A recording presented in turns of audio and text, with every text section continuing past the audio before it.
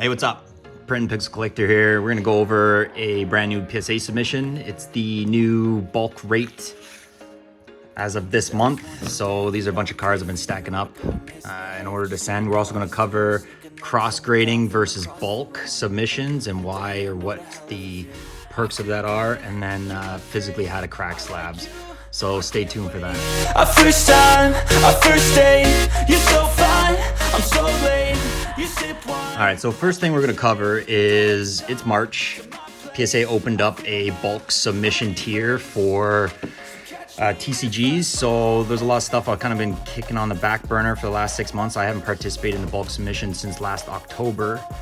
So I have quite a stack here, and we're gonna go through those real quick, talk about why I kind of pick cards. So I'm looking for a PSA 10 starter set from Unlimited. So I've got Squirtle, Pikachu, Charmander. I'm missing the Bulbasaur, unfortunately. However, I'm gonna probably just pick one up loose for that. So I had like tons of these cards, like a bunch of duplicates. I went through them, picked out the best ones that I think are gonna get a 10. At least the best shot anyways. So I got 2 Beedrills, Aerodactyl, bunch of first edition cards now. We got Mankey, Goldeen, first edition Jolteon non-holo. Nice card. Vileplume first edition, Slowpoke, Psyduck Fossil. I always like that card too. Ammonites first edition, Horsea first edition. So these aren't like super duper valuable cards, not for the first bit here anyways, but they are first edition. If they grade well, like at least PSA 7, they're worth like 20, 25 bucks. So, you know, at least you're gonna make a little bit, but I'm not really doing it, these cards, for that anyways. They're more for just my personal collection. Geodude, Ekans, Weezing, Trainer, Mr. Fuji Trainer, first edition as well. That's the only trainer in this batch. Got a Celebrations Mega Rayquaza, a Cosmic Eclipse Mimikyu, the 3 Charizards from the UPC. So I cracked 2 UPCs, and one lucky had like extremely well centered and good condition cards. So none of these have any whitening on the corners. The centering is really good, both front and back. So we got those 3 there. A Celebrations Blastoise ×2, same thing. So PSA 10, I think these are going for around 40 bucks. Correct me if I'm wrong, it might be a little bit lower than that. But still well above the $15 bulk submission tier. A couple Japanese cards because I did crack a box of V-Star Universe. Not my favorite set, to be honest. I know the hype was real huge around that, but and I didn't get great pulls neither, which may lead me to not really like it. It's just the way it goes. But I did get a Charizard V, Psychic Energy, and I think this is Hisuian. Can't remember the name actually right now. Full Art Trainer Peonia. The second most expensive alt art in Battle Styles. The Rapid Strike Urshifu. Really good condition card. I've already got one of these in a 10, but I picked this up from an LGS. Everything except the back centering I would say is a 10. I'm hoping PSA throws me a bone on the back centering, but the front centering is really good. Flareon VMAX from the Flareon box, which are super expensive these days. Same thing. I have like a couple of these, and this was the best. Actually, I got 2 of them in this submission. These 2 are the 2 best quality ones, plus the alt art version. Same box. Centering's really good on that. So, well within the $15 bulk tier. Charizard V from Brilliant Stars. Anything Charizard always does pretty well. This card's well centered on the back. It's well centered on the front. I think it's got a shot at a 10. Mew V from Fusion Strike. I just like this card. Nothing really specific about it. The centering was good. The quality a little bit off on the back, but not very much. And the front was really well centered. Palkia V from Astral Radiance. I also have a PSA 10 in this. This one, I'm not 100% sure it's going to be a 10. The centering's pretty good. I forget why, but I'm pretty sure this one is going to be on the fence, but fingers crossed. Gengar VMAX, big boy here. So as a PSA 10, this is definitely not within the $15 bulk tier. I would have to jump up. So PSA has not been very reliable in upping their price on cards that exceed past that limit. So the way I look at it is that they don't upcharge me, I just throw them in for 15 bucks, and if it slides through, then great. And if they do take the time to upcharge me, then so be it. It is what it is. So both this card and this card, this Lugia V from Silver Tempest, both should get upcharged. This one I'm almost positive is a 10. This one, the centering is off a little bit. I already own this card in a 10. I pulled this from a UPC in a couple videos ago. So it's time to send those off. All right, so the next thing we're going to talk about is cross grading versus bulk submission. So when I'm looking at cards for bulk submission, I'm looking at basically two things. I'm looking at, obviously, the condition is as high as it possibly can be, but also so that the margin on the card increases my collector dollars or my collection value by at least 25% on the grade. If it's not at 25%, then I generally don't grade it unless it has some form of sentimental value. But you have to make the distinction between collection value and sentimental value. You can either be a collector or a consumer, or a collector and a consumer. So obviously collectors and consumers, when they're tied together, they are the ones that spend the most money. They're the ones that generally have the biggest, most exorbitant collections because they don't know how to definitively draw that line. Consumer is somebody who likes to crack packs, the thrill of it. Obviously the entertainment value is factored in there. And then you have the collector who's literally just trying to increase the value of their collection nest egg, so to speak. So it's very important to make the differentiation between all three of those subtypes. So next thing we're going to talk about is CGC submission. So a lot of times CGC, it's obviously not as popular as PSA. A lot of times you can find CGC cards for substantially less value than you would pay for their PSA 10 counterparts. And I've had really good luck with cracking 9s and 9.5s to transfer into 10s. I'm above like probably a 60 or 70% hit rate on those. So the reason why that's really good is you can take this Aerodactyl, for example. So this Aerodactyl, last I checked, was somewhere around like 400 bucks as a PSA 10. You pick up the 9.5 for like 50% of that. So generally I find the CGC's margins to PSA 10s, either the 9s or 9.5s, are upwards of 50%. Sometimes more if you get those last minute eBay deals that kind of slip by, right? So this card I know is a 9.5. Really good on the front, really good on the back, no nicks, no scratch, no nothing. It's already been certified by CGC, and CGC grades more difficult on the card, I feel, than PSA, just from my experience. So the only thing this card's got going for it that would be considered a negative is that it's slightly off on the front, right to left, but I believe it's still within the 45-55 margin for PSA for a 10. So back to the reason why that we're going to cross grade these is that we're not going to use the crossover service is the crossover service right now is 40 bucks for the value. So for 40 bucks, you go into the value tier, you send this card off, you check the box that signifies what grade you want PSA to crack it out at. So if I were to send this to PSA, I would say, okay, I want a PSA 10. So PSA, by looking at this card, if they can't guarantee that it's going to be a 10, they're not going to crack it out of the slab. And you're just going to get the slab returned to you and a did not grade sticker, okay? The only way around that is I'm submitting this 9.5, say I want to put a minimum grade of a 7. So PSA, as long as they can guarantee me the grade of a 7, they will crack this card out and then give me a grade. But now there's a risk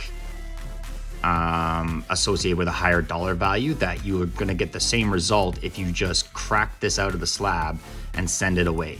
So you're going to be down 15 bucks. Worst case scenario, it comes back as a 9. You're still above the value or equal to the value that this card was originally, and basically there's no loss. However, if this card does come back as a 10, it's going to go from being a $200 card, a $230 card, somewhere in there, right, up to a $400 plus card with minimal risk. Okay, and that goes for sure for the 9.5s. You could also make an argument for some of the 9s. I just did this a couple months ago with a special delivery Pikachu. It was a CGC 9, cracked it out, sent it to PSA, got the 10 on it, and that's a huge price difference. So this card here, Same thing, it's a 9 grade, a little bit lower. It's in pretty good condition overall. Centering is off a little bit on the back. On the front, the centering is also slightly off, but I still think, like I said before, it's within that 45-55 mark for PSA centering requirements. So I'm gonna chance and send it in anyways. And I think I probably paid like 60, maybe 50 to 60 bucks for this card. And as a PSA 10, it's like 120. So you're looking at, like, once again, 50% plus value difference on those two cards.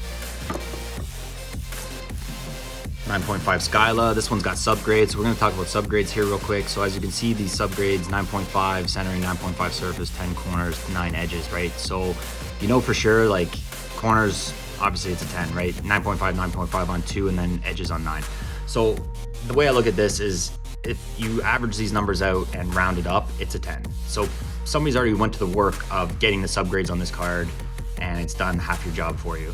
Not to mention this card, I don't know if it's because it's Japanese, obviously it's a waifu, but CGC 9.5, I picked it up on a last minute eBay sale for dirt cheap, like under, I want to say like under 60 bucks again, like not expensive at all. So once again, this card, really good condition. I think it's got a good chance. And I want to say this card's about 250 as a 10.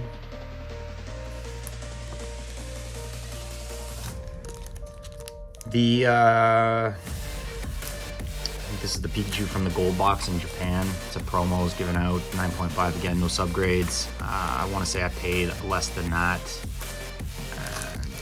Same thing, really good card. I'm not really into the Japanese cards, but I do like specific flashy Japanese cards. I've never seen a card like this card, and I just like it. It speaks to me, I guess. So this card, even if I get it back as a 9, it's probably gonna go into my collection and stay there. Ancient U. So this is just the regular run-of-the-mill one. I've already gone through and checked it for all the errors. It's an iconic card. I don't have one that's graded. I have one that's raw. It's not good enough quality to be graded. I'm pretty sure it has a binder ring somewhere on it. Like, I had it from when I was a kid. So I'd really like to get this card as a 10. The nostalgic value is huge for me. It's a beautiful card too. Like, I realize there's a ton of them out there, but I think as a 10, this card still commands a couple $100, maybe 150. So, and then we got the big boy on the end here. I can't keep track of which Charizard in the set is always on top. It's either this one or the Rainbow. There's only really 2 cards in the set that are worth anything. Once again, these subgrades were all done for you, so it takes the guessing out. So 9.5 is across for the first 3 categories, and then a 9. If you average that out, it's pretty close to a 9.5. You judge on PSA to grade a little bit easier, and especially round up. I think this card is an easy 10. The centering on it's mint, both front and back. It's a really quality card. So I just want to mention, like, when I do crack these, I will keep all the certs at the top, because one problem that you're going to run into potentially is duplicates in the pop reports, and I hate that. I want to know, me personally, I just, as an OCD guy, I wanted the pop reports to be as accurate as possible. And nothing's worse than, you know, thinking like, how inflated is this PSA pop number from people cracking slabs and whatever, and you're trying to do, you know, a calculation across the 3 major grading companies how many graded copies actually exist, and the number is probably substantially different than the number you get. Lastly, we're gonna crack a slab real quick. So I'm just gonna crack this slab. I'm gonna tell you how I cracked them. So on the slab, you can see the corners here. So just shy of where the blue of the label starts, you basically want to snap that corner off. There's 2 tools you need. You need a clamshell set of pliers, like so, and a flat screwdriver. But personally, I want to use a wide blade screwdriver. So when you slip it into the card, it's just a quick pop up like that, and your card has opened by itself. The other thing you're gonna need, just to keep your work area clear, is a Ziploc bag. What you're gonna do is you're gonna take the card, just gonna line up where I'm gonna cut it, right across the edge. I'm gonna stick the card in the bag, and oh, that bag did not do its job. All right, so now we're at this point. So now can see in there, you can see the little gap right on the corner there, okay? And the certificate's still intact, the rest of the card is still intact. I take my screwdriver and I'm going to slip it into the gap in the card, like so. And you're just gonna kind of pry it along that rim. This is why that nice wide screwdriver blade really comes in handy. Once it's popped all up, you're just gonna push down, gently pop out. Have it one fresh, non-graded card. There you go. All right, so basically you're left with this, left with the old plastic slab and the grading card, the tab inside the frame. So I hold on to that until I get the grades back, and then I can double check them, and I'll probably make a video just detailing exactly how well we did, and then we'll know for sure, and there'll be evidence of it. So just go through cracking one more since that one didn't go exactly as planned.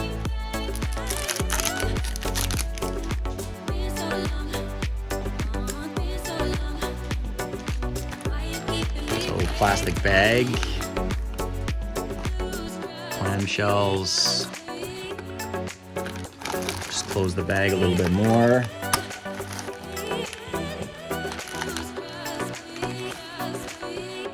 And there we go. So screwdriver into the gap, just pry it around a little bit, work your way along the top. Once you have the top nicely separated, manually